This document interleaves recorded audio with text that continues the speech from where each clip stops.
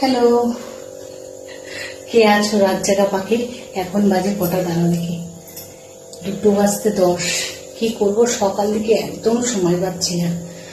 ওই জন্য ঠিক 1:45 অব্দি জামা কাপড় কেচেছি, পুরো সব রাখা আছে। তারপরে খাওয়া দাওয়া তার আগেই হয়েছে, আজকে খেতেও লেট হয়ে গেছে। তো যাই হোক, জামা কাপড় কাচা হলো, খাওয়া হলো, আর সব কাজকর্ম এটা সেটা, বাসন ধোয়া, রান্নাঘর পরিষ্কার করা সব হয়ে গেছিল। দিয়ে লাস্টে আর কি করবো, কি করবো না, দুদিন ধরে তাল এনে রেখেছি। ওরে বাবারে, আমার আবার তাল যত ঝামেলার জিনিস আমার খেতে খুব ভালো লাগে। তো কি করব, এখন রাত 2 বাজে, তাল ঘষা হয়ে গেছে। এবার তাল জাল দিতে বসিয়েছি। তাল জাল এই জন্য দিতে বসলাম যে রেখে দেবো, তখন আবার একটা তিটকুটে হয়ে যাবে, হ্যান ত্যান অনেক কিছু। তো ওই জন্য কি করব, বসিয়ে দিয়েছি। এই বসাতে বসাতে এখন আমি ফ্রেশ হবো, ঘাঁটি ঘাঁটি পুরো ভিজে চকচকে হয়ে গেছি আমি। তো এখন দেখো তাল জাল হচ্ছে এত রাতে, প্রায় রাত 2 বাজে। কি করব, সকাল উঠে আবার তাড়াতাড়ি করে টিফিন বানাতে হবে, গুণজন্দ খেয়ে মনে গাড়ি ভাড়া যাবে। তো যাই হোক, তারপরে আমার আবার দোকান আছে, ঘর পরিষ্কার আছে, পুজো আছে, নানান কাজ আছে। ওই জন্য অত কাজ একসাথে করে দোকান যাওয়া হবে না, ওই এক্সট্রা কাজ করে রাখলাম। দেখো তাল জাল বসিয়েছি,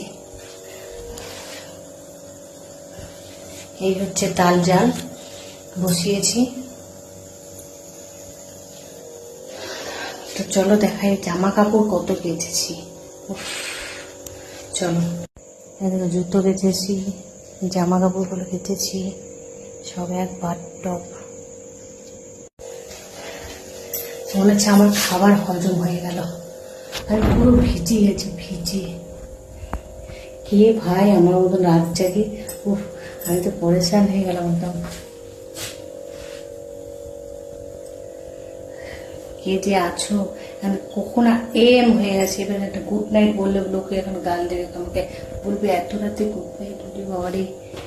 সেদিনকেও আমার শুধু শুধু প্রায় 15-3টে, কেন আমি অনেক জামা কাপড় গুছিয়ে সেদিন, এক একদিন এক একটা ধরি। এর তাল 2 এনে রেখে দিয়েছি, আমি নিজে কিনে ফেলেছি। আর তারপরে পাশের দোকানে মিত্র কাকু আমাকে একটা তাল দিয়েছিল, সেটাও পড়েছে। ফেলে দেবো, দেখেও মায়া লাগে। হ্যাঁ চলো করে নি। তো চলো, টাটা, বাই বাই। এখন আমি ফ্রেশ হবো, তো তখন তালটা একটু জাল হয়ে যাক, সকালে উঠে আবার দেবো, একটু ফুটে যাক। তো চলো, tata, bye bye, good night,